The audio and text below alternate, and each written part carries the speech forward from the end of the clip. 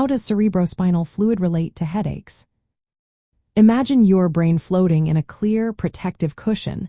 That's what cerebrospinal fluid does.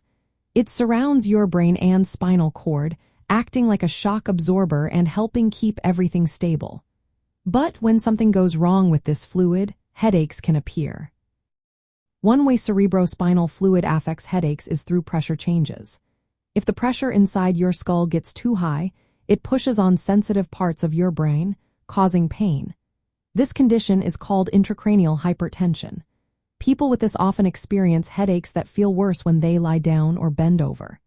These headaches can be persistent and might wake you up at night. The reason is that high pressure stretches and irritates pain-sensitive tissues in the brain. Doctors can measure cerebrospinal fluid pressure to see if it's too high and decide on treatment options. On the flip side, if cerebrospinal fluid leaks out of the brain or spinal cord, it causes a drop in pressure. This is called intracranial hypotension. The leak usually happens through a tear in the dura mater, the tough outer layer around the brain and spinal cord. When cerebrospinal fluid escapes, the brain loses some of its buoyancy and sags slightly inside the skull. This stretching of pain-sensitive tissues leads to a specific type of headache that gets worse when you stand or sit up.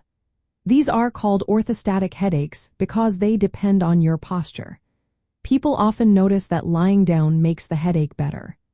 These leaks can happen spontaneously, after trauma, or following medical procedures like lumbar punctures or epidural injections.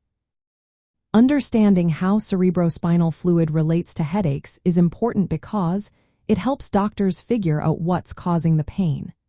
Changes in cerebrospinal fluid pressure can mimic other headache disorders, making diagnosis tricky without proper imaging or pressure checks. Recognizing a leak as the source of a headache can lead to effective treatment, like sealing the leak with an epidural blood patch. This procedure involves injecting blood into the epidural space to block the leak and restore normal pressure.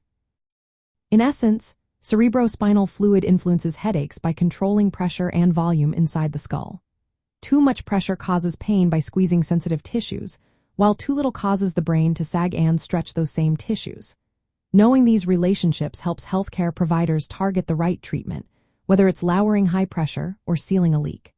So, the next time you experience a headache, remember that cerebrospinal fluid might be playing a key role in what you're feeling.